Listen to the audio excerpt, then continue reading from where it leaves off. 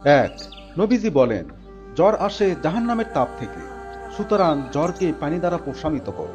সহিহ বুখারী, খণ্ড ৭, অধ্যায় ৭১, হাদিস নাম্বার ৬২১।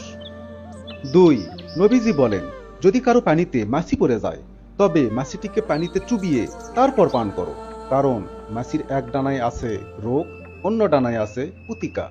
সহিহ বুখারী, খণ্ড ৪, অধ্যায় ৫৪, হাদিস নাম্বার ৫৩৭। তিন, নবীজি বলেন, কালো জিরা আর শামস ব্যতীত সর্বরোগের ঔষধ।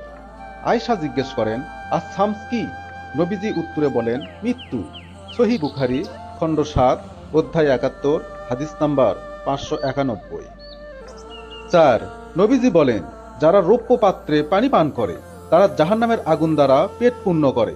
সহিহ বুখারী, খণ্ড ৭, অধ্যায় ৬৯, হাদিস নাম্বার ৫৩৮।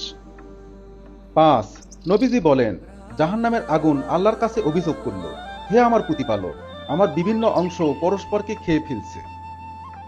সুতরাং তিনি জাহান্নামকে দুইবার শ্বাস নেওয়ার অনুমতি দিলেন, একটি শীতকালে প্রশ্বাস, অন্যটি গ্রীষ্মকালে নিঃশ্বাস।